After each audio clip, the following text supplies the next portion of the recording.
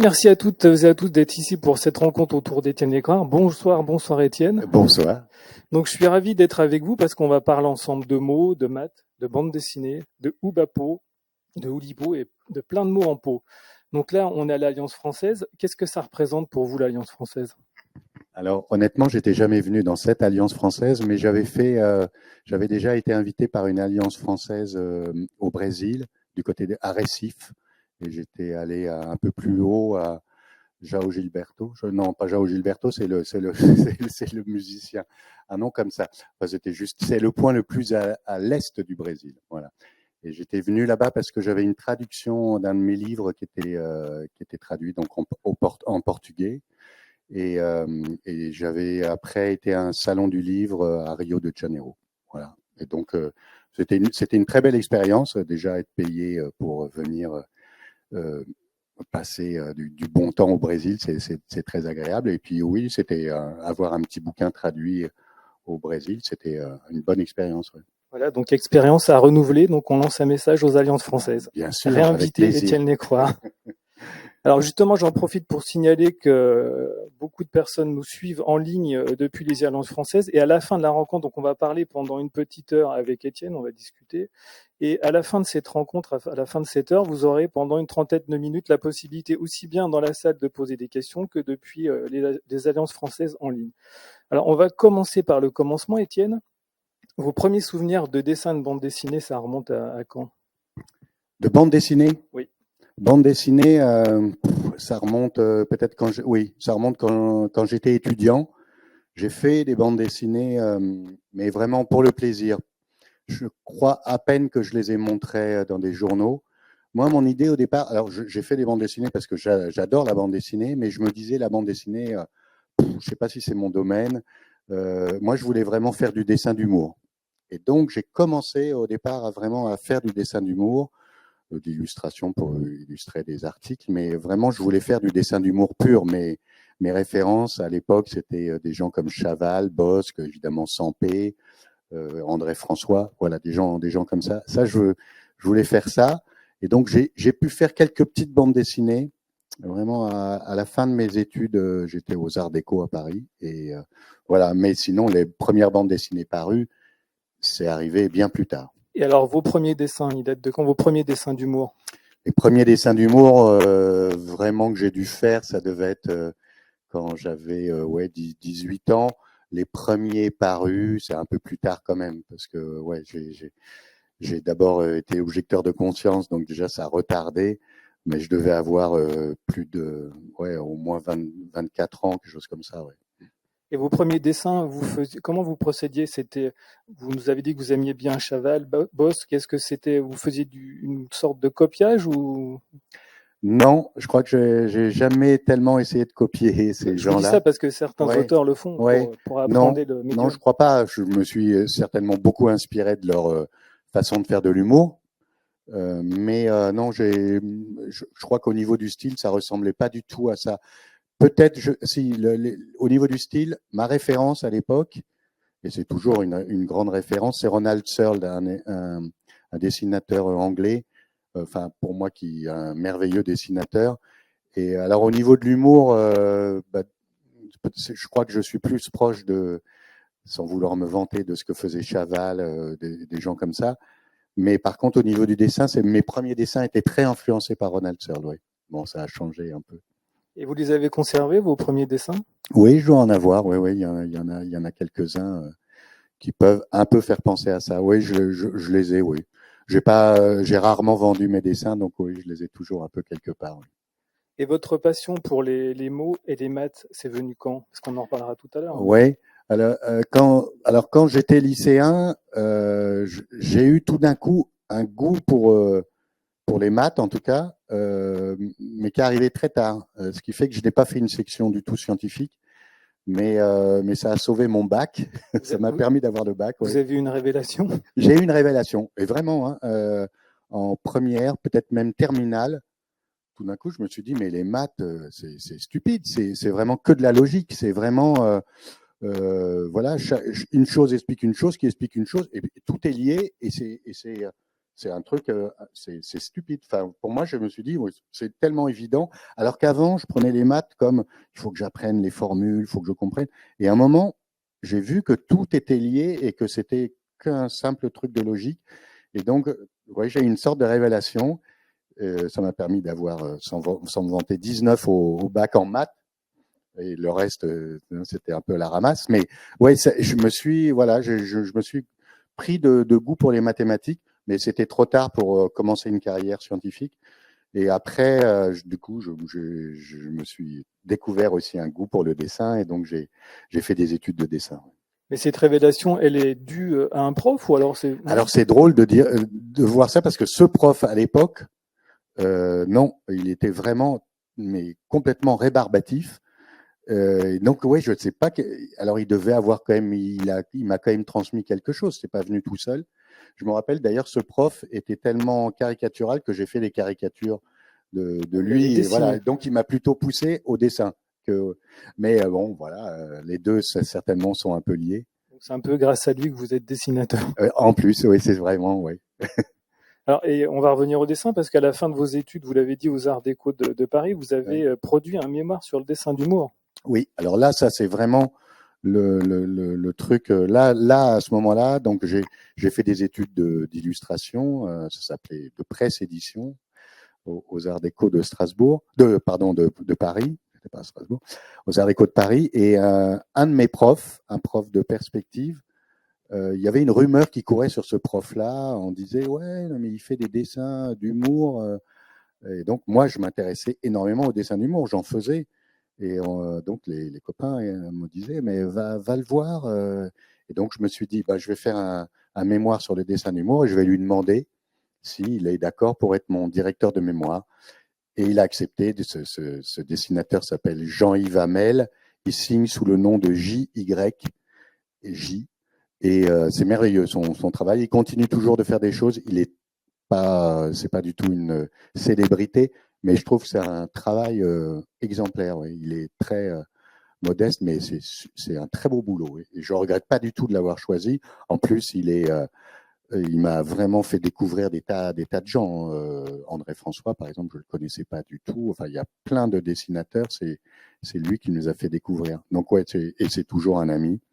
Et ouais, c'était un très bon choix de ma part. Et je le remercie de m'avoir choisi, d'avoir accepté ma demande. Et vos premiers dessins, ils ont été publiés dans quelle revue, dans quel magazine? Alors, les dessins d'humour, peut-être ça doit être dans Fluide Glacial. Il y avait la rubrique de Frémion, dans lequel, alors qui s'appelait, je sais plus, nous on l'appelait entre nous la rubrique de Frémion. Frémion, c'est pas un dessinateur, c'est un amateur de dessin qui travaille à Fluide Glacial, qui travaillait. Et c'est une sommité dans le monde de la bande dessinée. Une sommité dans le monde de la bande dessinée, surtout alternative, et puis de l'écologie aussi. Et donc Frémion, il a dû passer mes premiers dessins dans Fluide. Et sinon, mes premiers dessins parus, c'est plutôt des dessins d'actualité, parce que j'ai vite vu que gagner ma vie en faisant que du dessin d'humour, ça serait un peu difficile. Donc, je me suis orienté dans le dessin d'actualité et je l'ai pas du tout regretté. Enfin, c'était aussi un choix conscient, c'est pas du tout en me disant ah ouais, il y a une opportunité, il y a une ouverture là. C'est vraiment l'actualité, les faits sociaux et tout ça m'intéresse depuis toujours. Donc, je me suis dit bon, j'aime dessiner, je m'intéresse à ça. Eh ben, essayons de faire des dessins d'actualité. Et j'en ai fait. Et c'est vrai que ça doit être mes premiers dessins parus. Ça devait être à Libération, par exemple. J'en ai eu 2. J'ai failli en avoir au Canard enchaîné. J'y pensais justement. Ouais, ils ont été. Je crois que j'en ai jamais eu au Canard enchaîné. Il y en a 2 qui ont été au marbre, on dit, c'est-à-dire au moment où, voilà, c'était prêt à être imprimé, puis un autre dessin arrive au dernier moment. Allez, non, on prend lui et on met pas à les croire. Mais bon. Voilà. Vous avez jamais retenté le Canard? J'ai tenté pendant une année complète le Canard toutes les semaines. Et ça n'a jamais abouti. Mais le Canard, c'est une famille. Souvent, c'est eux qui choisissent avec qui ils veulent travailler. Donc, d'y rentrer, il y a plein de dessinateurs qui s'y cassent les dents. D'y rentrer comme ça, sans connaître personne dedans. Il faut une forme de cooptation. Ouais. Il y a un peu une cooptation, oui, je pense. Alors, vous nous avez dit qu'ensuite vous êtes parti un peu plus tard dans la bande dessinée. Ouais. Et qu'est-ce qui vous a amené à la bande dessinée, justement? Eh bien, Est-ce que vous auriez pu rester toute votre vie oui, dessinateur? j'aurais pu rester toute ma vie dessinateur. Et c'est la naissance d'une maison d'édition qui s'appelle l'Association, qui est une maison d'édition indépendante. Au moment où naissait cette maison d'édition, alors cette maison d'édition, elle a une particularité, elle a été fondée par 6, je crois même qu'ils étaient 7 au début, 5, 7 dessinateurs au début. Et enfin, c'était des dessinateurs. Donc, c'est une maison d'édition fondée par des dessinateurs qui avaient envie de renouveler un peu, on va dire, le paysage éditorial français, de faire des livres différents avec des formats différents, voilà, des mises en page différentes. Et ces gens-là, j'en connaissais certains de cette maison d'édition. Et je me suis dit, tiens, bah, je pourrais leur proposer j'avais mes petites bandes dessinées que j'avais par derrière moi. Donc, je me disais, bah, tiens, je pourrais leur proposer une bande dessinée. Et je leur ai proposé une bande dessinée qui était ma première bande dessinée, qui est une bande dessinée pliable. Elle s'appelle Pervenche et Victor. Et en fait, pour expliquer le principe, c'était un petit format comme celui-là. C'était dans cette collection-là, la collection Pattes de mouche. On va le voir tout à l'heure. Ouais. Ah oui. Et donc, dans lequel il y a des pages qui peuvent se plier et révéler une deuxième lecture. Donc là, c'est vos premiers faits d'armes en bande dessinée. Vous étiez lecteur de bande dessinée? Ah oui, j'étais grand lecteur de bande dessinée d'humour, pas que d'humour. Enfin, qu'est-ce que vous lisiez en bande dessinée? Mes références à l'époque, c'était ma grande référence, vraiment pour moi, mon dieu en bande dessinée, c'est Goussens. Moi, je lisais Flux glacial énormément, mais je lisais aussi Métal hurlant, les revues de l'époque. Hein. Mais Goussens, c'était pour moi, c'était la révélation en bande dessinée. Avant ça, j'ai lu Gottlieb, j'ai lu Franquin, plein de gens comme ça. Mais qu'est-ce qui vous plaît chez Goussens? Ah ben c'est un humour qui ressemble à aucun autre. Ouais. Alors ça peut absolument tomber des mains de plein de gens et j'ai des bons amis qui ne peuvent pas lire Goussens, ça n'a rien à voir. Mais pour moi, ça ressemble à rien et c'est un des rares auteurs où quand je le lis, même tout seul, je ris. Ce qui est rare. En plus, oui, comme j'ai lu pas mal de bandes dessinées d'humour, il y a des tas de trucs. Par exemple, je peux relire Gottlieb, je sais que c'est drôle, mais ça ne me fait plus rire. Il n'y a plus cette magie. Goussens, c'est incroyable, mais je relis même des albums que j'ai lus et relus, et je peux rire, ça marche toujours. Ouais, Vous êtes un peu sur la même ligne, le même état d'esprit. Lui aussi, en plus, il aime bien tout ce qui est scientifique. Voilà. Oui, c'est vrai. Oui, on a un truc comme ça. Ouais. Goussens s'intéresse à l'intelligence artificielle. Donc, on a certainement des trucs en commun. Il a souvent des personnages de savants, de scientifiques. Il y a beaucoup d'absurde aussi. Non et voilà. Et on a un goût pour l'absurde. Mais non, il est vraiment, pour moi, c'est le top de la bande dessinée d'humour. Oui. Alors, on va s'arrêter sur le dessin d'humour. On va pouvoir voir quelques images qui vont défiler. Alors, on le sait, vous travaillez sous forme de contrainte, mais le dessin d'humour, c'est aussi une forme de contrainte parce qu'il faut résumer en quelques traits une histoire dans un dessin. Oui, et je trouve toujours que c'est un bon exercice pour les étudiants. Alors, je propose des dessins d'humour sur l'actualité souvent, mais le dessin d'humour, c'est très contraignant. Il faut trouver quelque chose qu'on ait à dire et le résumer en très peu de choses. Le dessin, il doit être vraiment lisible très très vite. Et puis, ça marche ou ça marche pas. Ça, c'est vraiment, c'est un de mes premiers dessins. C'est vraiment un de mes premiers dessins. C'est dans mon premier recueil qui s'appelle L'ère du cornichon, aux éditions d'Elem. Voilà, on voit un petit peu, peut-être un petit peu, l'influence que pouvait avoir Ronald Searle sur mon dessin, voilà, là-dedans, dans le dessin. Et donc voilà, c'est le genre de dessin que j'ai pu. Oui, ça c'est vraiment de l'absurde, c'est de l'humour absurde. Je le renie pas du tout. C'est un dessin que j'aime toujours. Et voilà. Et donc ça marche ou ça marche pas. Hein, je peux. Un petit problème technique. Voilà. Ça c'est beaucoup plus récent. Oui, par contre, ça c'est un dessin que j'ai fait et qui est paru dans un de mes recueils qui s'appelle Fifiche. C'est un dessin que j'ai fait pour Spirou. Alors dans Spirou, j'ai une rubrique qui s'appelle les fifiches du propre professeur. Un titre idiot, mais bon, c'est resté. Hein. Voilà, les titres, on nous dit, mais t'as pas un titre pour ta rubrique, on cherche. Puis bon, ça s'appelle les fifiches du propre professeur. Parce qu'au début, c'était sous la forme de petites fiches. Et puis finalement, c'est des dessins d'humour. Mais voilà, c'est resté ce nom-là. Et ça, ouais, ça doit avoir 3 ans, 2-3 ans, un truc comme ça. Ouais. Et de quoi vous vous nourrissez pour vos dessins? De l'actualité? Vous consommez beaucoup Alors quand d'actualité? je fais vraiment ça, je fais vraiment, je me fais abstraction de tout ce qui peut être lié à l'actualité. Je cherche juste à faire un dessin qui me semble drôle. C'est idiot. Après, évidemment qu'il dit quelque chose. Il dit quelque chose sur notre monde. Là, voilà, je parle de mon statut de dessinateur d'humour, voilà, mais je le décale complètement dans un autre monde pour que ça devienne un gag. Mais voilà, par exemple, celui-là, là, la vache souffleuse, on peut lier à rien de l'actualité, de la société, etc. Moi, quand je l'ai trouvé, je me suis dit, ah oui, il est bien, il est drôle. Voilà, mais il y a absolument rien. Et je revendique ça, cette forme d'humour. L'humour, on cherche toujours à voir de quoi parle le dessinateur. Mais faire rire avec un truc comme ça, c'est pas gratuit. Je pense que si on rit à ça, c'est qu'on est capable de rire sur soi-même. Parce que comment ça fonctionne? Alors, comme j'ai fait un mémoire sur le dessin d'humour, je vais faire un peu le malin. Mais comment ça fonctionne? C'est que je fais une sorte d'énigme dans le dessin. On se dit, une vache sur scène, il y a souffleuse, qu'est-ce qu'elle peut lui souffler? Et je fais une sorte d'énigme et je la résous. Voilà, et c'est complètement logique.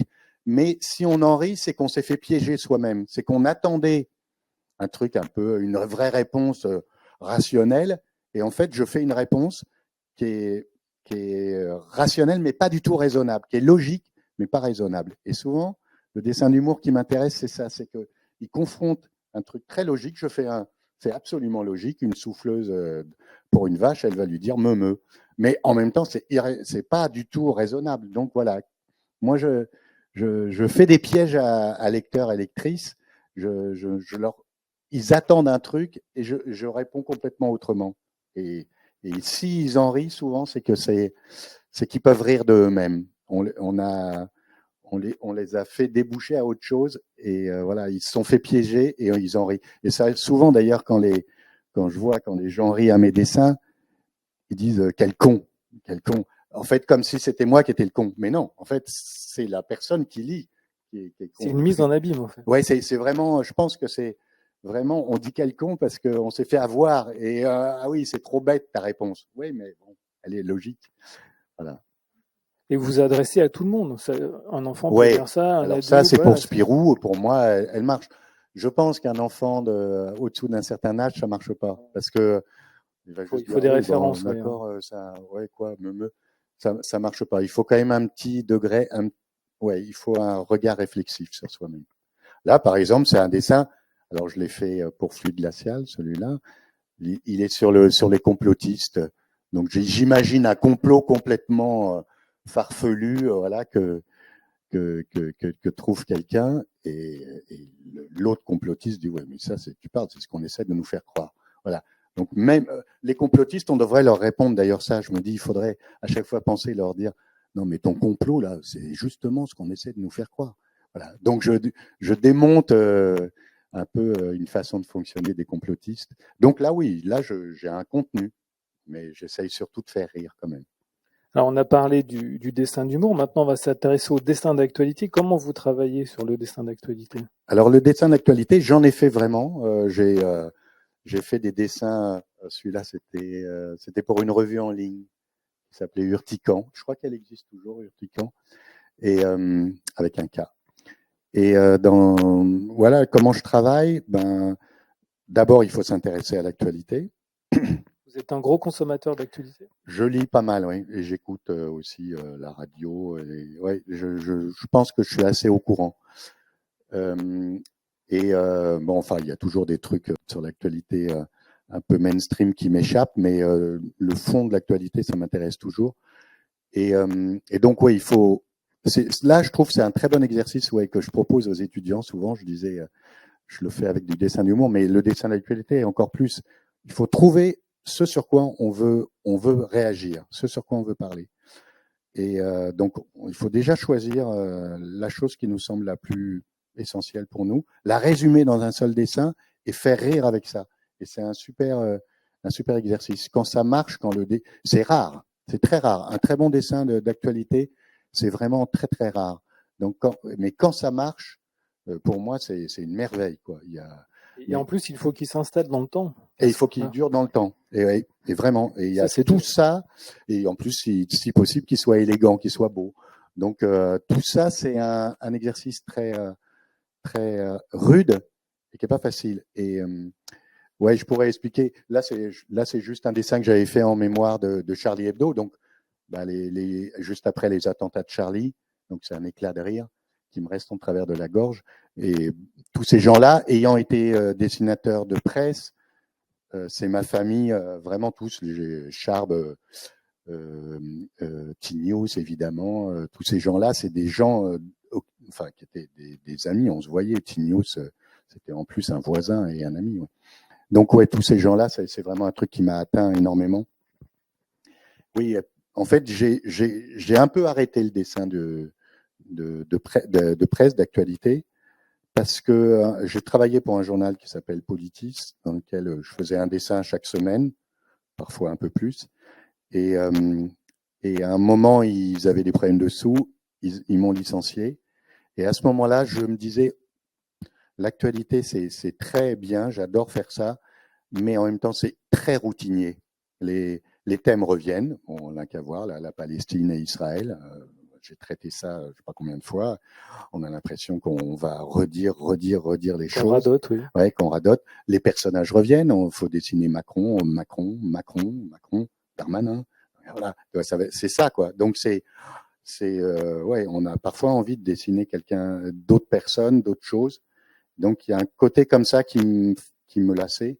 Et donc à un moment, donc quand j'ai été licencié, je me suis dit bon, c'est peut-être le moment d'aller vers des choses qui m'attirent plus, que j'ai moins le temps de faire. Et donc j'ai un peu arrêté ça. Mais ça vous manque pas un petit peu? Ça me manque. Et du coup, dès que j'ai l'occasion, si ça. Alors parfois, j'en fais, même si j'ai plus de support. Mais quand on n'a pas de support pour les diffuser, c'est plus difficile. Mais j'en ai fait quand il y a eu les attentats à Charlie Hebdo. J'étais pas en France à ce moment-là, j'étais à Madagascar, il se trouve. Et à ce moment-là, moi, mes vacances se sont arrêtées. Je pouvais plus être en vacances. Je me disais, mais non, je n'ai plus rien à faire à Madagascar. Donc, je me suis mis dans un coin, j'ai fait des dessins pour moi. J'ai fait des dessins que j'ai réussi à avoir un lien Internet. Donc, j'ai changé des dessins avec des copains. Voilà, là, c'était obligé. Il y a des événements, c'est obligé. Je le fais, même si je les diffuse plus, je les fais quand même. Mais on me demande quand même, sachant que j'ai été dessinateur d'actualité, d'en faire de temps en temps. Mais pour l'édition, par exemple, celui-là, je l'avais fait pour un bouquin qui s'appelle Pourquoi les riches sont de plus en plus riches et les pauvres de plus en plus pauvres, aux éditions La Ville Brûle, avec deux sociologues, les Pinson-Charlot. Et donc voilà, l'éditrice m'a demandé ça, sachant que je faisais des dessins d'actualité, m'a dit, si tu veux illustrer ce bouquin-là, et j'ai sauté sur l'occasion. Ouais. Voilà, ça c'était pour expliquer pourquoi les pauvres, il y avait une famille de pauvres et une famille de riches dans le bouquin, et pourquoi les pauvres ne peuvent, même s'ils s'enrichissent, ils n'atteindront jamais toutes les formes de richesse qu'ont les familles les plus riches. L'escalier ne marche pas, ne fonctionne pas. Alors maintenant, j'aimerais qu'on s'arrête, si vous voulez bien, Étienne, sur votre façon de travailler. Comment vous travaillez au quotidien? Vous avez une sorte de routine pour dessiner? Comment vous faites? Ouais, alors ça dépend sur quoi je travaille. Par exemple, si c'est un dessin ouais, c'est tout différent. Mais en tout cas, je me mets à ma table de travail le matin et j'en sors le soir. Ça, si c'est ça, c'est à peu près. J'ai une routine comme ça. Mais dans la journée, je peux passer d'une activité à une autre. Quand je travaille sur un bouquin, je suis à fond. Le dernier bouquin que j'ai fait, Urgence climatique, enfin où j'ai fait un grand thème comme ça, là, j'y suis à fond. Je peux même, enfin, sans me vanter, oui, les derniers mois, j'y suis pas 24 heures sur 24, mais j'y suis 12 heures par jour, 7 jours par semaine, voilà, quasiment non-stop, sauf le soir. Sans vacances, sans week-end. Et ouais, c'est ça, sans vacances, sans week-end à la fin. Mais sinon, c'est beaucoup plus routinier. Je commence le matin je suis pas un lève-tôt, mais à 10 heures, on va dire, et je finis le soir vers 20 heures, un truc comme ça. Ouais. Donc oui, je travaille comme ça, mais sinon, ça dépend ce qu'on me demande. Là, les dessins d'humour, par exemple, j'en fais pour Spirou. Ben, quand j'ai un trou dans mon emploi du temps, je réfléchis à des petites idées de dessins d'humour. J'en note quand j'ai le temps aussi, et puis je les fais dès que j'ai un trou. Mais sinon, quand on me demande d'illustrer un livre comme celui qu'on vient de voir juste avant, on me donne le contenu du livre, et puis moi, je me dis, tiens, je pourrais faire tel dessin, voilà. Donc, tout ça dépend de ce que je fais. Et c'est vrai que les moments où je suis concentré sur un bouquin, j'aime beaucoup ça. Alors, ma femme aime beaucoup moins ça, parce que je suis très peu disponible, mais bon, j'essaye quand même un peu. Mais je suis à fond là sur un truc, et pour moi, c'est très, très agréable. Alors que la plupart du temps, je suis pris, déjà, je dois répondre à des mails, je dois répondre à des sollicitations, des invitations.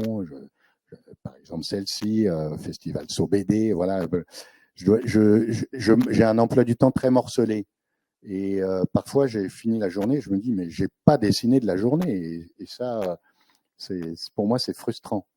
J'adore quand même pouvoir faire un travail à long terme. Et c'est pour ça, ouais, être concentré sur un bouquin, c'est super agréable.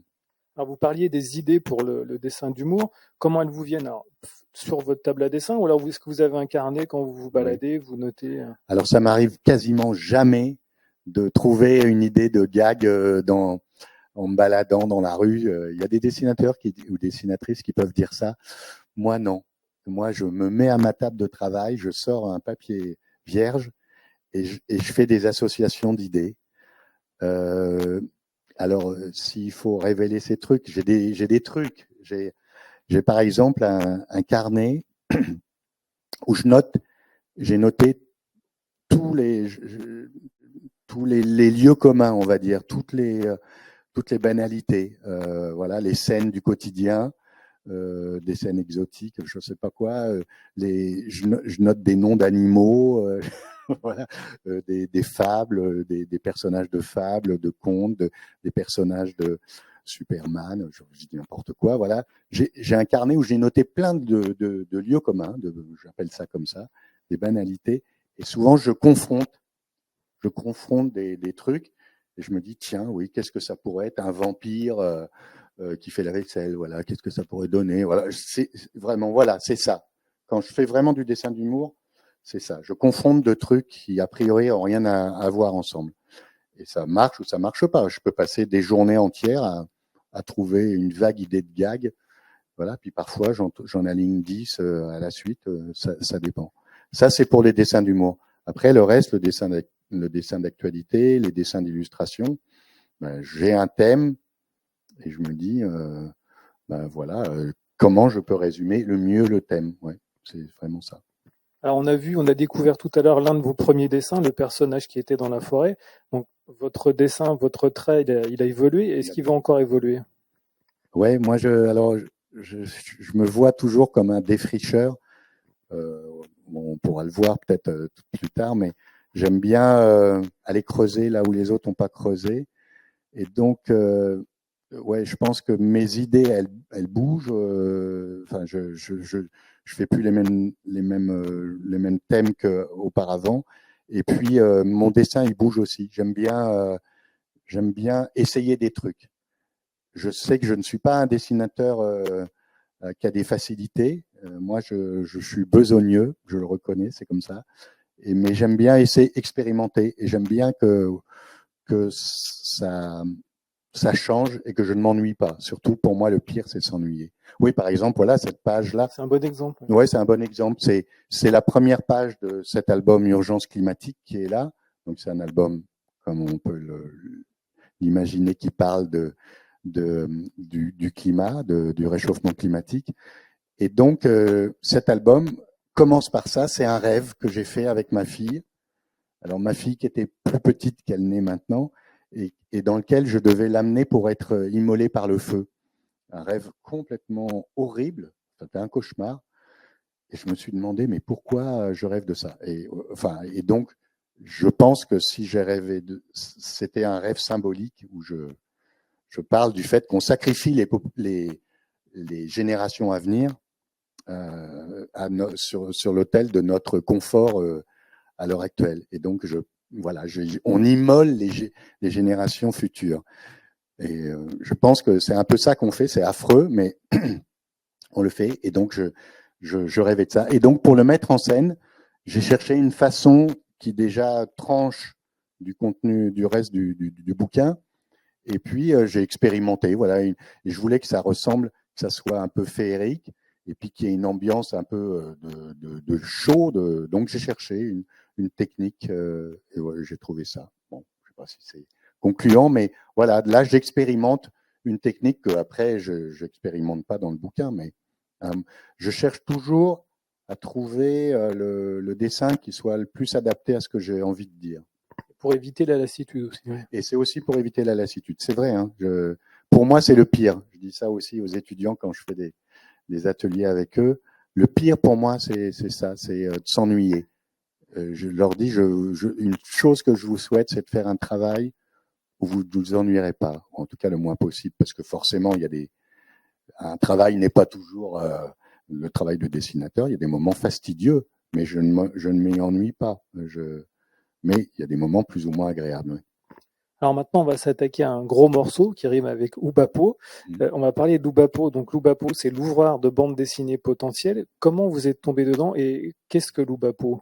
Alors tout à l'heure, j'ai dit que j'étais rentré dans cette maison d'édition qui s'appelle l'Association.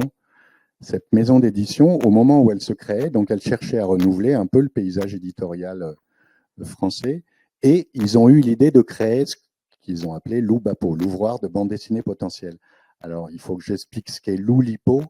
L'Oulipo, c'est le premier groupe qui s'est créé, ça veut dire ouvroir de littérature potentielle. Il s'est créé quasiment à ma naissance. Moi, je suis né. C'est un signe, ça. C'est un signe, oui. Je suis né le 2 novembre 1960 et l'Oulipo a été créé par François Le Lyonnais et Raymond Queneau le 24 novembre 1960. Donc pour moi, c'est assez facile à retenir. Et donc ce groupe-là s'est créé autour de Raymond Queneau dans l'idée de faire travailler en gros la littérature et les mathématiques. Et puis c'est vite arrivé à cette idée de créer et d'utiliser des contraintes, de créer des contraintes nouvelles en littérature et de les utiliser aussi et de raconter l'histoire, enfin de raconter l'histoire des contraintes dans la littérature, de trouver ce qu'on appelle les plagiaires par anticipation, ceux qui ont utilisé des contraintes avant les membres de l'Oulipo dans la littérature. Sans le savoir. Sans le savoir, enfin, ou en le sachant, mais ils étaient pas membre de l'Oulipo, l'Oulipo n'existant pas à l'époque. Voilà, donc l'Oulipo s'est créé en 24 novembre 1960, a eu son existence et très vite, il y a eu l'idée de créer des ouvroirs de quelque chose potentiel. Il y a eu un ouvroir de peinture potentielle, ou Pimpo, ouvroir de théâtre, enfin de tragédie potentielle, ou Trapeau, ouvroir, il y en a eu plein, de cuisine potentielle, de cinéma, ou Sipo. Voilà, il y a eu plein. Et il y a eu aussi il y a eu des tentatives de créer des ouvroirs de bande dessinée potentielle assez vite. Et puis le vrai ouvroir de bande dessinée potentielle s'est créé au moment où cette maison d'édition, l'association se formait en 93-94. Et donc ils ont décidé de créer à quelques dessinateurs une un ouvroir de bande dessinée potentielle. Donc, au début, ils ont cherché le nom, ou BDPO, ou Neufpo. Et puis, Oubapo s'est imposé assez vite parce que le marsupilami, c'est quasiment son cri. Il fait Ouba, Ouba, hop. Donc, Oubapo, Ouba, hop, c'est vraiment, ça marchait très bien pour la bande dessinée. Et donc, moi, je suis rentré très vite dans ce groupe. Donc, il s'est créé. J'étais pas à la première réunion, j'étais à la deuxième réunion. Et depuis, j'ai jamais quitté. Je crois que je suis un des membres les plus actifs de l'Oubapo. Et en 2012, vous avez intégré l'Oulipo. Et en 2012, ça c'était une énorme surprise. Donc je connaissais les gens de l'Oulipo, donc l'ouvroir de référence, l'ouvroir le plus actif, on va dire, toujours très actif. Et donc en 2012, l'Oulipo m'a proposé de rentrer à l'Oulipo, m'a coopté. Oui, c'est ça, on entre par cooptation. Oui, on entre par cooptation. Alors, il y a des principes qui sont très agréables et très malins à l'Oulipo. Ça, c'est François Le Lyonnais et puis Raymond Queneau qui ont imposé ça. Par exemple, un des principes pour rentrer à l'Oulipo, si vous voulez rentrer à l'Oulipo, il ne faut surtout pas demander de rentrer à l'Oulipo. Dès qu'on demande de rentrer à l'Oulipo, on est grillé. C'est foutu, on n'y rentrera jamais. Donc, ça évite comme ça tous les gens qui pourraient un peu tourner autour, dire quand est-ce que tu me fais rentrer, tout ça. C'est foutu. Donc, il ne faut pas demander. Et moi, j'étais parfait parce que j'ai absolument pas pensé même à rentrer à l'Oulipo. J'étais à l'Oubapo, la bande dessinée, j'étais très content. Voilà, ça m'allait très bien. Donc, voilà, donc je suis rentré. Il y a d'autres principes Et c'est vrai qu'on ne peut pas le quitter ni en exclure. Voilà. Un autre principe de l'Oulipo, c'est ça, c'est qu'on ne peut pas en démissionner, on ne peut pas le quitter. Même après notre mort, on sera oulipien ou oulipienne. On est juste excusé pour cause de décès, mais on est toujours membre de l'Oulipo. Ça ne bougera pas. La seule façon, personne ne l'a fait encore, la seule façon de quitter l'Oulipo, c'est de se suicider devant huissier en disant que c'est pour cette raison-là qu'on se suicide. Donc voilà, personne ne l'a encore fait, mais j'espère que personne ne le fera jamais. Mais donc il y a des gens qui se mettent en retrait, il y a des membres de l'Oulipo qui sont en retrait, qui participent pas aux activités quotidiennes, mais ils ne peuvent pas dire je suis pas membre de l'Oulipo. Ou l'Oubapo, pareil, on a repris les principes. Donc comment ça se passe? Vous vous retrouvez régulièrement? À l'Oulipo, ouais. À l'Oubapo, non, presque plus, parce que, bon, pour différentes raisons, notamment géographiques, on est très éloignés les uns des autres, mais aussi des raisons de personnes, mais bon, peu importe. À l'Oulipo, en tout cas, il y a une réunion chaque mois. Chaque mois, on se réunit chez l'un d'entre nous. Et chaque mois jusqu'à maintenant, mais ça s'arrête, peut-être ça reprendra sous une autre forme, il y avait une lecture aussi. Les mardis de la les mardis de la Bibliothèque nationale. Ça va s'arrêter la dernière et la semaine prochaine. Oui. Alors donc vous êtes un adepte des contraintes formelles, donc je vais en citer quelques-unes, le pliage, vous l'avez dit tout à l'heure, le palindrome, l'upside down, l'hybridation, l'itération, la plurilecturabilité, c'est dur à dire. Alors par exemple, là, on a un bon exemple d'exercice de style. Oui, enfin ça c'est pas de l'Oubapo parce qu'il n'y a pas d'image. Et ça c'est une sorte d'upside down, ça s'appelle un ambigramme. Voilà, ça se retourne c'est écrit bizarrement, c'est tous les membres de l'Oubapo, donc il y a même marqué Oubapo. Mais si on le retournait, je sais pas si non, tu l'as pas. Non. Alors, si on le retournait, on pourrait le lire aussi mal que dans ce sens-là. Donc il y a les membres, il y a Étienne Lécroard, Thierry Grunstein qui est un théoricien de la bande dessinée, un critique aussi, Lewis Trondheim, dessinateur, Jean-Christophe Menu, dessinateur, François Hérol aussi, Anne Baraou, qui est une scénariste, c'est la seule membre féminine de l'Oubapo, Kilo Fer, Yoren Gerner, Gilles Simon. Ça, c'est les premiers membres. Après, il y a eu Matt Madden, américain, et 3 Suisses, Imnal Rabin, Alex Baladi et Andreas Kundig. Voilà. Et ça s'est arrêté là. Ça, c'est mon premier livre. C'est Père chez Victor. Père Victor. Donc ça, c'est mon premier livre qui est pliable. Et il avait une couverture même qui se rabattait. Ah, tu l'as mis. Pervers et vicieux. Voilà. Il y avait un rabat et ça devenait Pervers et vicieux. Et tout le livre était avec des. Alors, je sais pas ce que tu as. Je connais pas les images à venir, mais je sais pas s'il y en a. Non, t'en as pas mis? Non. Donc, tout le livre était avec un principe comme ça. Les pages se pliaient et une page sur deux se plie, se rabat sur la page précédente, et ça forme un autre texte et une autre image, voilà. Et avec ce principe-là, c'est une histoire qui, à la première lecture, est absolument anodine, et quand on plie, à la fois c'est pervers et vicieux. Oui. Ouais, les auditeurs et auditrices pourront aller voir sur ton site qui est très très fourni. Oui, j'ai mis quelques images, et puis ils pourront l'acheter, et je pense qu'il est toujours en vente, on peut le trouver. Alors, ça c'est une contrainte de Loubapo. Le principe là, c'est de faire des strips de 4 cases, mais qui peuvent bifurquer. Alors donc il y a un strip. Les sens de lecture. Ouais, il y a 95 strips. Un strip, c'est une bande, une histoire en bande normalement. Et donc là, il y a 95 strips de 4 cases possibles. Donc on peut les lire. Il y en a un en haut, voilà, et on peut les lire normalement. Mais on peut aussi partir de là, aller là et redescendre. Voilà, on peut comme ça se balader et créer soi-même son strip. Et normalement, ils marchent tous. Ils sont tous faits pour qu'ils marchent et qu'ils soient tous assez différents les uns des autres. Et donc, ça fait 95 lectures de strip possibles sur une seule page. Alors ça, c'est drôle parce que cette idée, c'est drôle, je ne sais pas si c'est drôle, mais c'est ça un des intérêts de travailler sous contrainte, c'est que cette contrainte, j'ai découvert que d'autres avaient pu l'utiliser, il n'y a pas que moi qui l'ai utilisé. Voilà, il y a des contraintes comme ça, on découvre que d'autres l'ont utilisé avant nous. Voilà. Mais avec des histoires évidemment forcément complètement différentes.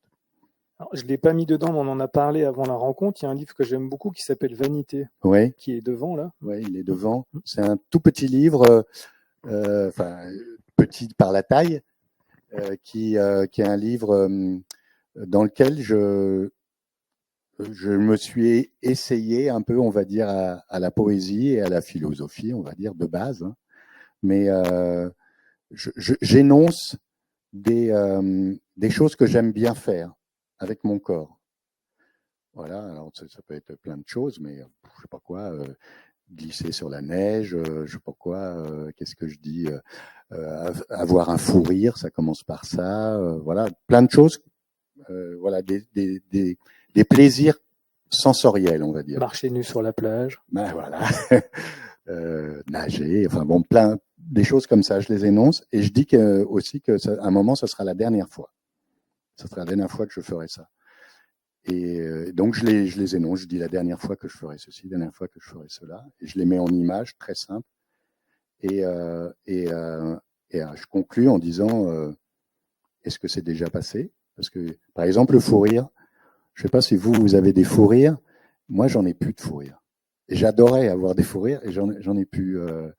Je crois que c'est surtout quand on est jeune qu'on a des fous rires.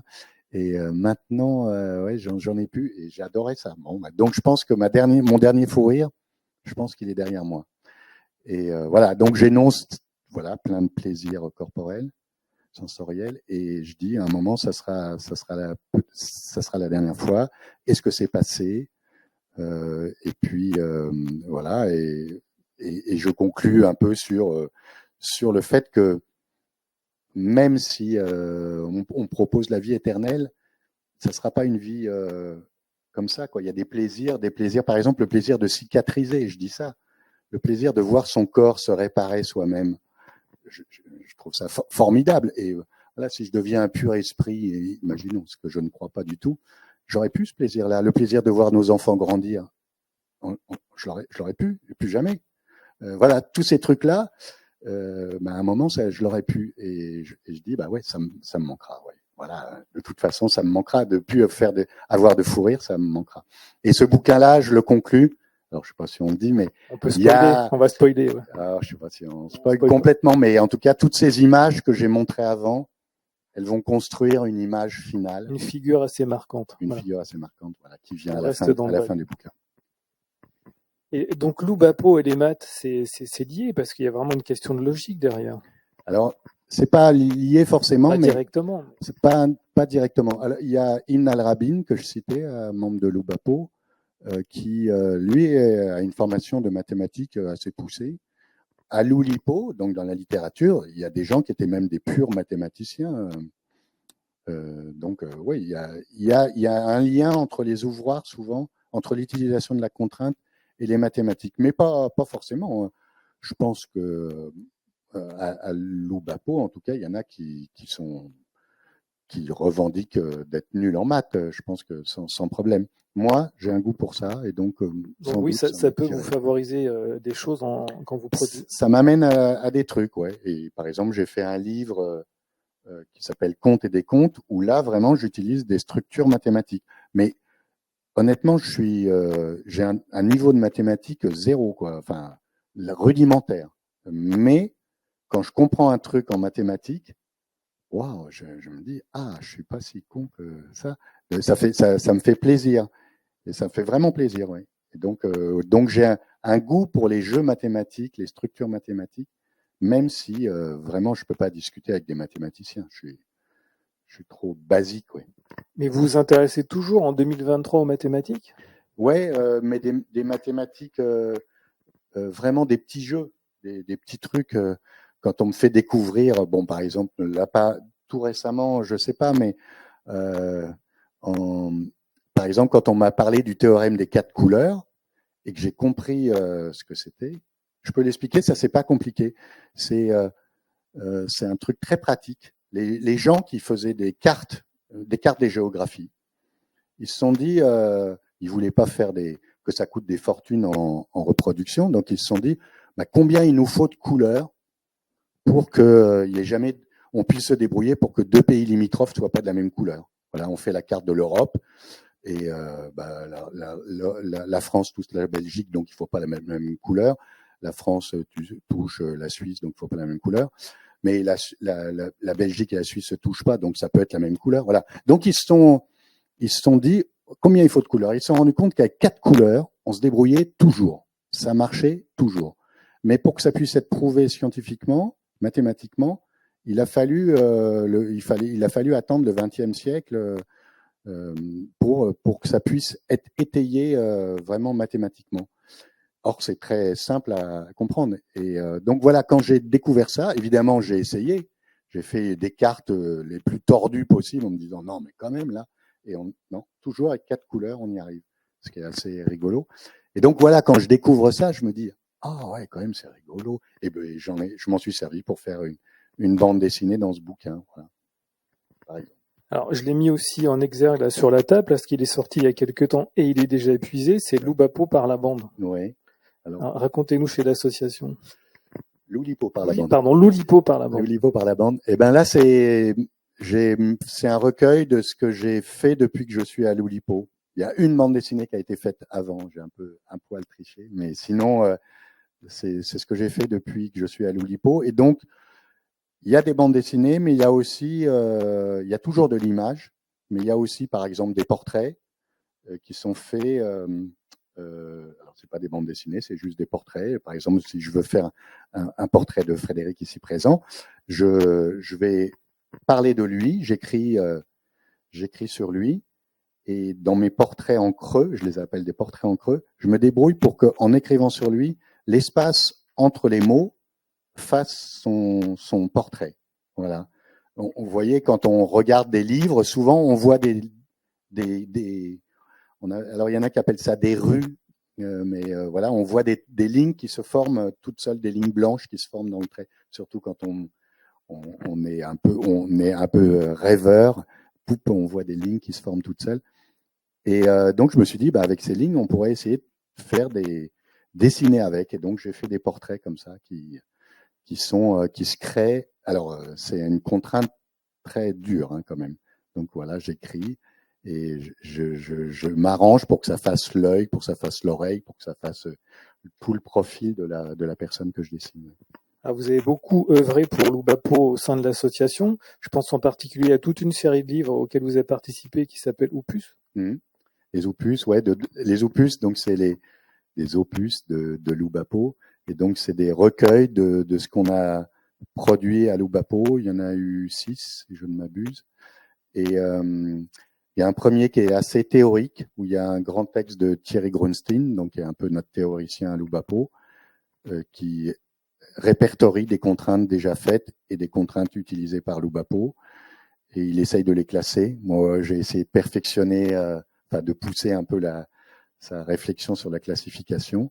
Et après, les autres, c'est vraiment des recueils de choses qu'on a fait de façon collective ou pas, ou individuelle. Voilà, des recueils de nos travaux. Et j'aimerais aussi, parce que l'heure tourne déjà, il est bientôt 19h30, Oui. là vous avez fait un pas de côté avec Urgence climatique. Alors ça, pour moi, c'est pas un pas de côté, c'est je reprends ma casquette de dessinateur de presse. Quand je fais Oui. ça faisait très longtemps que je me disais, j'aimerais bien faire un bouquin autour du réchauffement climatique.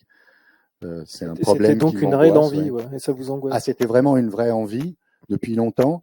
Et il se trouve qu'avant de faire ce bouquin, j'ai travaillé avec la personne avec qui j'ai fait le bouquin, Ivar Ekland. Ivar Ekland est un mathématicien. Et encore les maths. Encore les maths. Ouais, on m'a proposé de faire un bouquin avec lui parce que j'avais un goût pour les maths. Et donc, on a fait un bouquin qui s'appelle Le Hasard, dans une collection qui s'appelle La petite BD-tech des savoirs. Et on a très bien bossé ensemble là-dessus, sur Le Hasard. Et puis, on se disait, tiens, on pourrait peut-être refaire un bouquin ensemble. Puis à un moment, il me dit, tu sais, moi, j'ai écrit un bouquin sur le réchauffement climatique. Je dis, ah bon, je savais pas. Et il s'intéresse, lui, à ça. Et il anime notamment un cycle de cours à Paris-Dauphine sur le réchauffement climatique. Et donc, il a écrit un bouquin là-dessus, Le syndrome de la grenouille. Et je l'ai lu, j'ai dit, mais c'est super. Écoute, si ça te dit, on adapte ça en bande dessinée. Il a dit, ah ouais, d'accord. Puis, en fait, il a continué de creuser le truc. Depuis qu'il a écrit le bouquin, il avait aussi continué d'engranger des infos. Et en fait, on a fait complètement autre chose. C'est complètement sur le réchauffement climatique, mais c'est présenté absolument différemment. Et il a repris un peu le principe de ces cours qu'il fait à Paris-Dauphine. Dans ses cours, lui n'est pas spécialiste de réchauffement climatique, il s'intéresse juste à ça. Et il va chercher des spécialistes. Il va chercher des climatologues, il va chercher des physiciens, des biologistes, voilà, des gens qui, tous dans leur domaine, des historiens, des économistes, pour parler du réchauffement climatique, parce que le réchauffement climatique touche plein de domaines. Et dans le bouquin, on fait la même chose. On va voir un biologiste, un physicien, etc., à tour de rôle, pour parler essayer de faire le tour de ce que c'est, ce que ce phénomène et ce que ça nous implique. C'était un vrai travail d'équipe alors. C'était un vrai travail d'équipe, en tout cas à deux. Après les autres, c'est lui qui allait les contacter. Il y a parfois des gens fictifs que je fais intervenir dans la bande dessinée, parfois des vraies personnes. Et l'historien, c'est un vrai historien que connaît Ivar. Voilà, donc on va aussi. Il y a des personnages que j'ai inventés aussi. Donc vous êtes angoissé par le dérèglement climatique, mais il y a quand même des choses positives. Alors on m'a souvent demandé est-ce que vous êtes optimiste ou pessimiste sur les questions d'écologie. C'est assez. En fait, je me dis c'est une fausse question parce que quand notre maison elle brûle, on se dit pas est-ce que je suis optimiste, est-ce que je suis pessimiste, est-ce que ça va brûler jusqu'au bout, est-ce que voilà. Non, on fait tout pour s'en sortir. Et je dis la seule façon d'être optimiste, c'est d'être actif, c'est de faire des choses. Pour moi, les jeunes quand ils disent ah ouais mais quand même ok, engage-toi, enfin fais des choses. Et nous aussi faisons des choses, essayons à notre niveau de faire c'est le seul moyen pour moi de pas être que dans le pessimisme, c'est d'être actif et c'est la seule moyen d'être heureux encore à l'heure actuelle. Je le fais à ma petite mesure, voilà, dans ma vie de tous les jours et dans ma vie de dessinateur, j'ai essayé de faire ça, je continue de faire des choses. Là, je réfléchis ça continue, là j'ai d'autres projets. Toujours autour de l'écologie. Autour du réchauffement climatique même. Peut-être je vais parler. J'ai deux projets. Je préfère pas en parler parce que je sais pas lequel je vais. On se reverra pour en parler. Dans la suite de ça, oui. On va maintenant se tourner vers le public ici dans la salle et en ligne. Alors, est-ce que vous avez des questions? Allez-y, profitez-en. S'il y a. Pas de questions? Renaud, une question. Bon, Alors, je suis là. Non, j'ai le micro. Il y a un micro qui va se déplacer. Ouais, j'ai une question en fait. Étienne, vous êtes plutôt dans les formes courtes en fait. Est-ce que comment est-ce que ça se porte la forme courte en bande dessinée à l'époque du roman graphique où la moindre BD qui sort doit faire 350 pages et non plus finir? Ça, c'est une super question et vraiment, c'est un truc sur lequel je travaille. C'est vrai, j'adore les formes courtes. Je vous ai montré, voilà, le Vanité, c'est une forme courte. Là, j'ai fait Fumier, c'est un tout petit bouquin. Je l'adore, je suis super content. C'est ma carte de visite quand je rencontre les gens qui connaissent pas mon travail. J'en ai toujours un dans la poche. Je dis, bah tiens, ouais, c'est un livre où vous mettez en scène. Ouais, je me mets en scène. Là, je réponds à des questions d'une intervieweuse. Voilà, j'adore les formes courtes. Dans mon bouquin, là, le dernier, c'est aussi que des formes courtes. J'adore ça et je le revendique en bande dessinée et j'y retourne tout le temps. Et c'est vrai que je dis ça aux étudiants avec qui je peux travailler. Je leur dis, mais pourquoi vous faites pas des petits bouquins? C'est tellement agréable. Voilà, on peut les offrir à tout le monde. Ça coûte rien. Ce bouquin-là, il coûte 3 €. Donc c'est un petit cadeau facile. Voilà. Et tous les jeunes, là, moi, je fais partie du comité éditorial de l'association, cette maison d'édition, l'association. Tous les jeunes arrivent maintenant avec des projets de 200, 300 pages. Quand c'est 100 pages, ils disent déjà, ouais, ça, un petit bouquin. Mais je trouve que c'est énorme. Et puis, ça veut dire que ces bouquins-là, ils se vendent au moins 20 €, mais 30, 40, 50 €. Et donc, moi, quand j'étais étudiant, je pouvais pas me payer des bouquins pareils.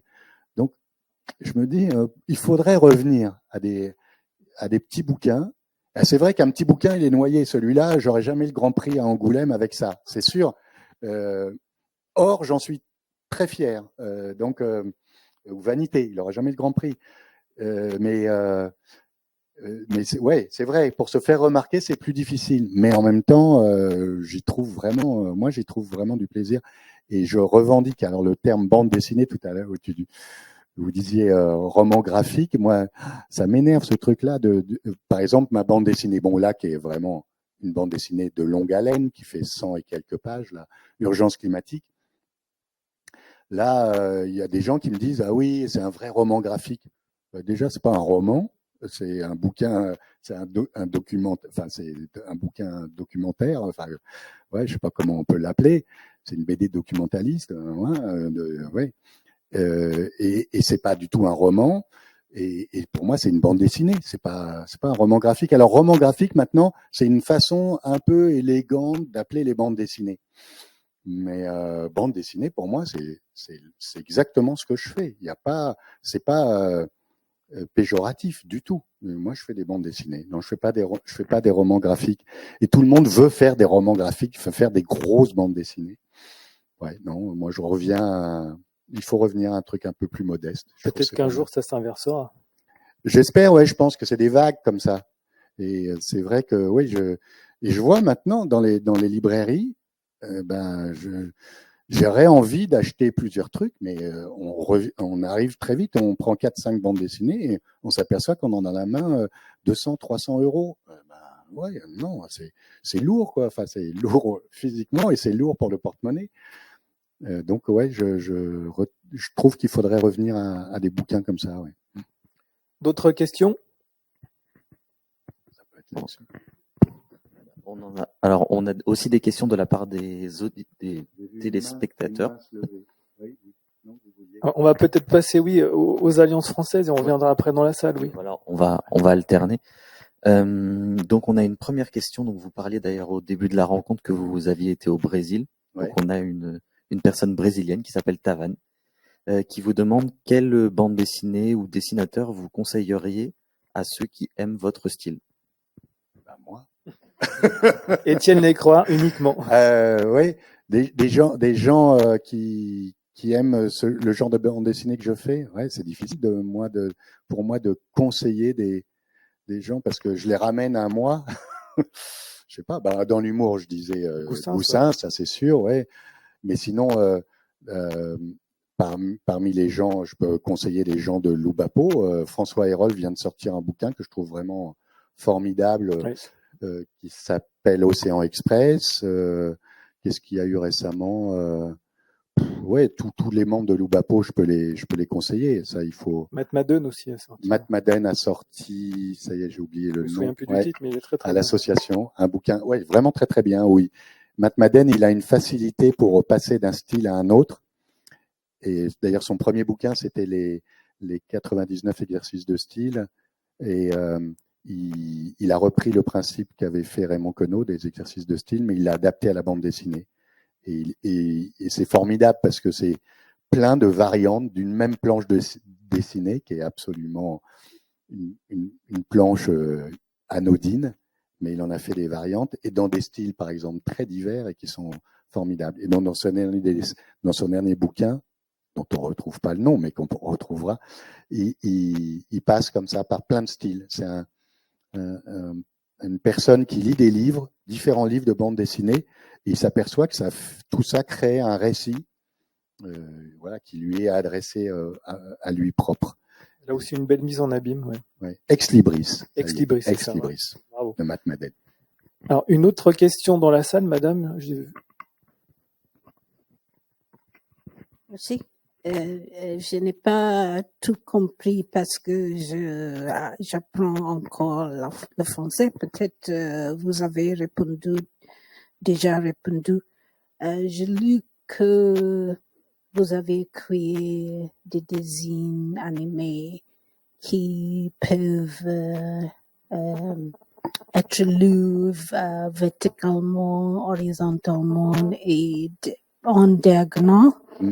Et quelle est l'origine de cette idée créative? C'est venu. Alors, je pense pas être à l'origine des gens qui ont fait ça. Je crois qu'il y a des gens qui ont déjà fait ça. Mais c'est vrai que comme la bande dessinée, c'est un quadrillage de la page, ça vient assez spontanément. L'idée de se dire, tiens, ouais, on pourrait le lire horizontalement, mais aussi verticalement. Après, en diagonale. Moi, je l'ai pas fait. Lewis Trondheim a fait des bandes dessinées qui sont lisibles aussi en diagonale. Moi, j'ai pas fait ça. J'ai juste fait horizontalement et verticalement. Je crois que ça vient assez à partir du moment où on réfléchit à ce qu'est la bande dessinée, ça c'est un truc qui vient assez naturellement. On était plusieurs à expérimenter ça et ça c'est assez naturel. Après ces contraintes-là, elles sont d'ailleurs tellement évidentes et elles sont difficiles pour éviter que ça soit des histoires qui soient trop proches les unes des autres. C'est assez difficile. On arrive à faire des variantes d'histoires, mais c'est des histoires souvent qui se ressemblent beaucoup. Et c'est pas les contraintes que j'ai préféré utiliser. J'aime mieux les contraintes où il n'y a pas trop de variantes d'histoires possibles. Par exemple, on avait réfléchi à l'idée du Rubik's Cube. Tout le monde voit, voilà, le Rubik's Cube. On s'est dit, on pourrait faire des cases de bande dessinée sur les cases du Rubik's Cube. Et on était plusieurs à y réfléchir. Moi, j'avais commencé à y réfléchir, et puis je me suis rendu compte que ça serait pas très intéressant parce que ça fait tellement d'histoires croisées possibles qu'elles vont toutes se ressembler et que ça sera pas très riche. Et par exemple, j'ai fait des bandes dessinées puzzle sur des planches en bois, et c'est des bandes dessinées qui se démontent, donc comme un puzzle, ça par groupe de 4 cases. Ouais, je crois. Non, 4 ou 5 cases, je sais plus. 4 cases, je crois. Ça se démonte et je me suis pris la tête pour que ça puisse se remonter que d'une seule autre façon, qu'il y ait 2 versions de l'agencement des cases possibles. Et ça, c'était une grosse prise de tête. Oui. Mais ça, j'ai réussi. J'ai fait plusieurs variantes et donc j'ai fait des histoires qui ont avec les mêmes cases, qui ont deux façons d'être agencées. Et là, ça m'intéresse parce que il n'y a pas 10 000 histoires possibles, il n'y a que 2. et deux qui sont très différentes les unes des autres. Ça, pour moi, c'est plus intéressant. Les strips croisés, on appelle ça comme ça. Souvent, c'est très. Une fois qu'on l'a fait, deux fois, on s'en lasse, quoi. C'est un peu répétitif. Ouais. Alors, vous venez un peu de répondre à la question, mais est-ce qu'il existe des limites dans les contraintes et les exercices de l'Oubapo? Ouais, ça à part l'imagination, peut-être. Ouais, ça c'est une question toujours que j'ai toujours en tête. Je me dis à un moment, je me lasserai. Et ben, curieusement, c'est pas encore venu. Et je vois ceux qui travaillent sous contrainte. Souvent, ouais, ils se disent oh non, je vais lâcher l'affaire. Et puis hop, ils y reviennent. Là, le dernier exemple, c'est Clémentine Mélois, qui est une membre de l'Oulipo, qui là, elle avait. Alors, je vais révéler un truc. Bon, ça reste entre nous. Mais non, elle veut écrire sur son père qui vient de mourir. Peut-être qu'elle le fera pas, mais en tout cas, elle se disait non, je veux le faire comme ça. Et puis là, elle se dit ah non. Non, elle revient à la contrainte. Et elle se dit ah oui, ça peut être un bon moyen de parler de ça. Enfin, moi, j'en ai fait l'expérience. J'ai fait 2 bandes dessinées sur des membres de ma famille disparus, mon père et une de ma sœur. Je n'ai qu'une sœur. Ma sœur, voilà, par exemple, quand ma sœur est morte, je travaillais sur ce livre autour des mathématiques qui s'appelle Comptes et décomptes. Et je me suis dit, je l'aimais beaucoup, ma sœur. Je me suis dit, je peux pas. Faut que je fasse une bande dessinée sur elle. Et comme je faisais ce bouquin autour des mathématiques, je me suis dit, tiens, ouais, je pourrais peut-être faire un truc en plus qui soit en lien avec les mathématiques. Et j'ai fait un truc très simple. Hein. J'ai fait un décompte. Et le principe est très simple. Alors, au début, je l'avais créé d'ailleurs à l'envers. Et c'est ma femme qui m'a dit non, construis-le dans ce sens-là, dans le sens que je vais vous dire. Je parle donc de ma sœur. J'écris un texte elle est morte dans sa 50e année, donc de 50 mots, et je la dessine dans sa 50e année, avec 50 traits. Et puis après, la deuxième case, je parle d'elle en 49 mots, 49, et c'est sa 49e année, et j'ai 49 traits. Et donc, toc, toc, toc, je fais les cases jusqu'à une case 0. Et cette contrainte vraiment m'a permis de dire des choses essentielles. J'avais très peu de mots pour parler d'elle, donc d'aller à l'essentiel. Et je parle de ce phénomène qu'on vit tous forcément. Hein. Quand quelqu'un meurt, puis même avec le temps, quoi, les choses disparaissent comme ça. Et donc je montre ça aussi, l'effacement du temps. Voilà. Et donc cette petite contrainte, qui est vraiment simple comme bonjour, m'a débloqué, je me suis dit, ah ouais, avec cette truc-là, je peux parler d'elle et ça va m'obliger à me contraindre, à trouver les bons mots, les bonnes images. Et voilà, ça a débloqué le truc et ça a fait, je pense, enfin, les gens qui l'ont lu m'ont dit ça universalise un peu mon propos. Ça veut dire que je parle évidemment de ma sœur, de mes relations avec elle, mais je parle de tous les défunts qu'on a tous forcément eus. Je renvoie à nous tous cette expérience de la mort qu'on connaît. On va prendre une autre question en ligne.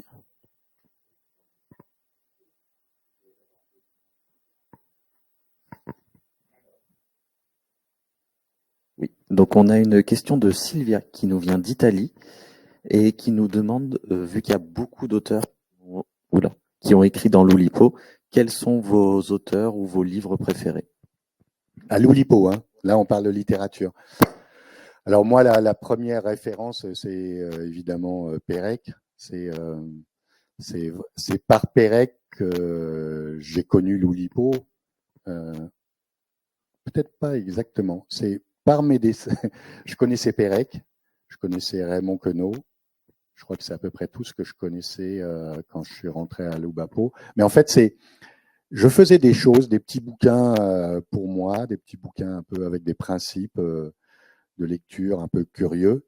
Et plusieurs personnes m'ont dit, mais va donc voir les gens de l'Oulipo. Et donc, je connaissais pas. Et donc, je me suis rendu compte que Pérec et Queneau, que je connaissais, faisaient partie de ce groupe-là. Et donc, je me suis dit, ah oui, non, j'ai vraiment à voir avec eux. Je leur ai montré mon travail à l'Oulipo à l'époque. Ils m'ont encouragé. Et donc ça, c'était très agréable quand même. Et puis, et donc, oui, la question, c'était quels auteurs donc ceux-là. Alors moi, j'ai lu, je crois que j'ai lu quand même une grande part de ce qu'ont fait ces deux auteurs-là, Georges Perec et Raymond Queneau. Du coup, j'ai lu plein d'autres trucs à l'Oulipo. Les auteurs à l'heure actuelle, il y en a que j'adore, mais alors si je commence à en citer, je vais vexer les autres. Mais bon, de toute façon, il y a ceux que Hervé Letellier qui a eu le prix Goncourt. Voilà. Vous avez travaillé avec lui, hein? J'ai travaillé avec lui. On fait un exercice dans un journal qui s'appelle Mon Lapin Quotidien. On fait un exercice dans chaque numéro. Un exercice que je lui ai proposé. Oui, je peux parler de ça. C'est moi qui lui ai proposé ça. Il écrit une critique d'un livre de bande dessinée que je n'ai pas fait. Un livre fictif. Il imagine un livre que j'aurais pu faire. Et moi, en fonction de cette critique, je fais un extrait de ce livre qui n'existe pas. Voilà, donc ça lui fait travailler à écrire une critique, à imaginer un truc. Et moi, après, je me dis, ah oui, tiens, qu'est-ce que ça pourrait être l'extrait pertinent de cette bande dessinée. Et ça, c'est super. J'adore faire ça avec lui. Voilà, mais oui, je pourrais citer. Il y en a plein de. Et qui d'ailleurs sont pas forcément des gens très reconnus en dehors de l'Oulipo et du cercle qui tourne autour de l'Oulipo, mais je trouve tous les membres de l'Oulipo actuels, tous, il y a des bouquins de eux que j'adore. Mais c'est vrai que comme j'ai une mémoire de poisson rouge, j'ai peur que si j'en cite, je pense pas à certains, donc je vais pas en citer. Mais sinon, parmi les prédécesseurs illustres, il y a Italo Calvino. Moi, j'adore tous les bouquins d'Italo Calvino. Voilà, il y a et le peu de bouquins qu'a fait François Le Lyonnais, celui qu'il a fait qui s'appelle La peinture à Dora. Pour moi, c'est un des plus beaux livres. C'est un tout petit bouquin aussi. Lui, c'est une forme courte, tout petit bouquin, mais qui est complètement merveilleux. Voilà, de l'Oulipo. C'est vrai, ouais, je pourrais en citer plein d'autres, mais j'ai pas envie de vexer et de regretter après de me dire mais pourquoi j'ai pas parlé d'un tel. Voilà. Une autre question dans la salle? Peut-être là.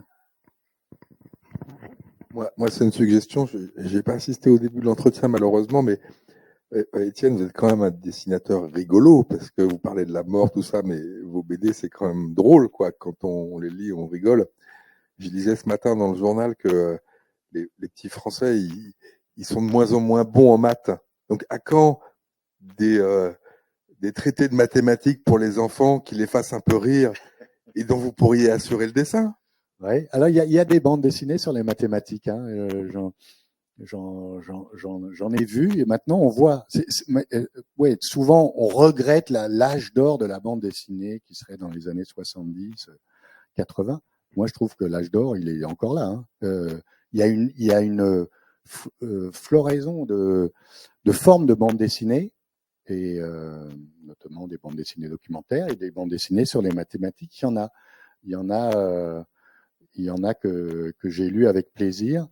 C'est vrai que, comme je disais, j'ai un niveau rudimentaire en bande dessinée, en bande dessinée, peut-être aussi, ouais, en mathématiques.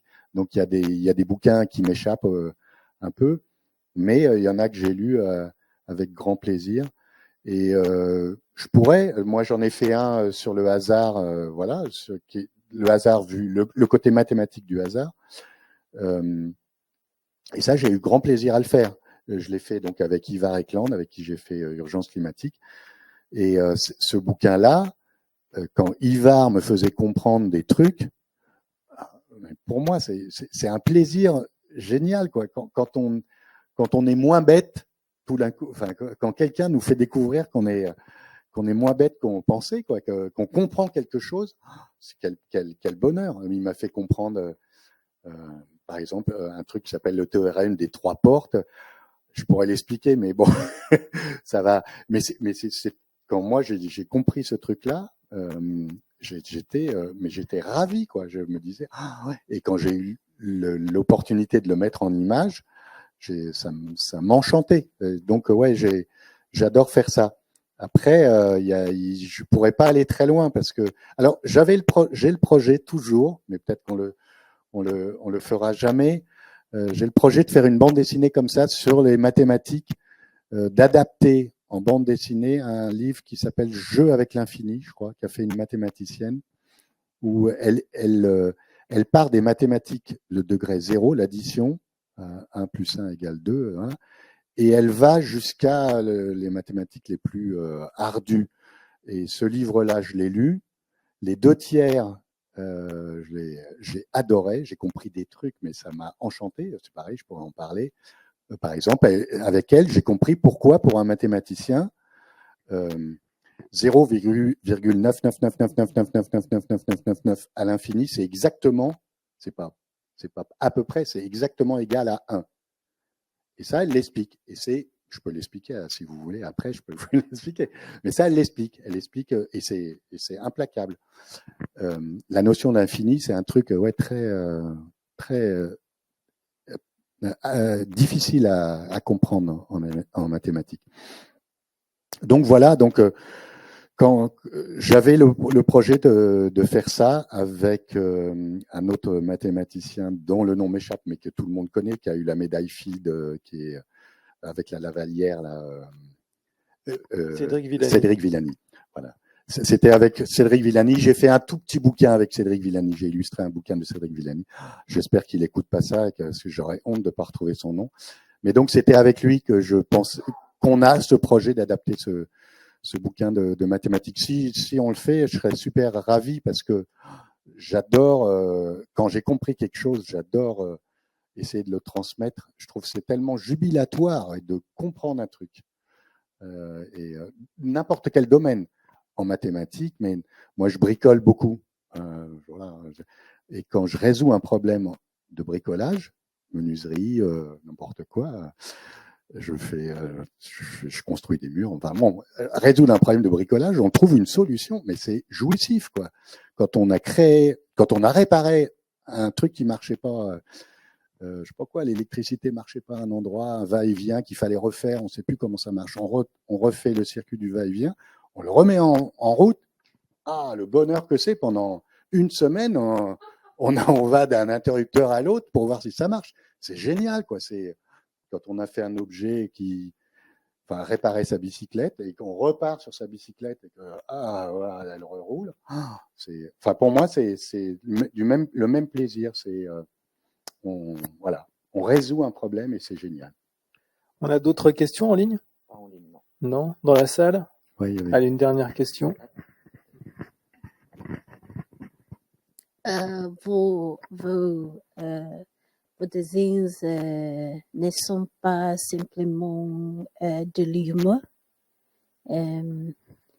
mais quelquefois font peut-être des déclarations socio-économiques, comme par exemple celui sur les pauvres, les riches, sur l'escalier, montrant la séparation et peut-être la difficulté de changer la situation économique.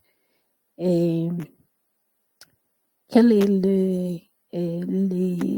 le rôle que les dessinateurs jouent pour évoquer un changement positif dans la société et lequel est votre dessin que vous préférez? J'ai pas entendu. Quel est le dessin? Dessin? Disons, vos dessins que vous préférez. Alors, si j'ai pas forcément. Lequel de vos dessins que vous... Lequel de mes dessins je préfère? Les dessins, c'est ça? Lequel de vos dessins animés préférez-vous? Bande dessinée. Alors j'ai du mal à dire quel livre, par exemple, de moi je préfère. Et c'est vrai que, alors vous parliez des dessins que je fais, des dessins sur la société et tout ça. Quand je fais ça, c'est vrai que c'est beaucoup plus facile de faire un dessin sur la société qui soit un dessin critique.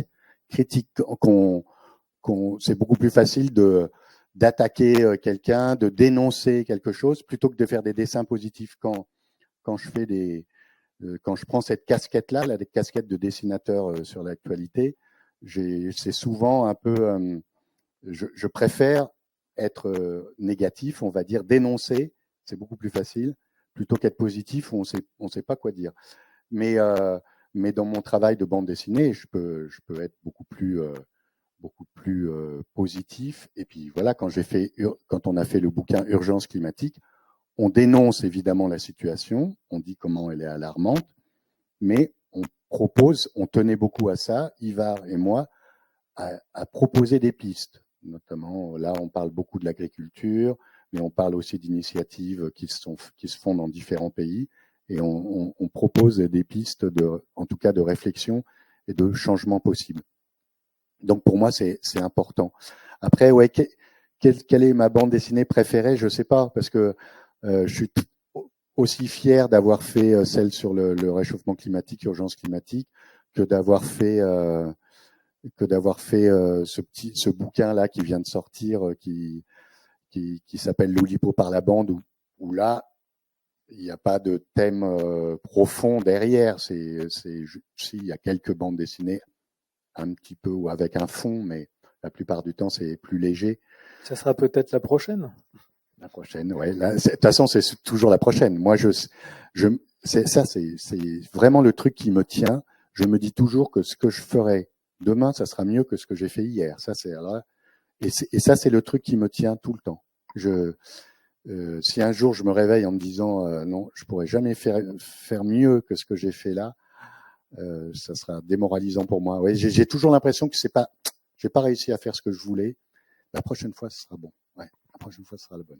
Donc voilà, la prochaine bande dessinée sera certainement la meilleure, enfin j'espère.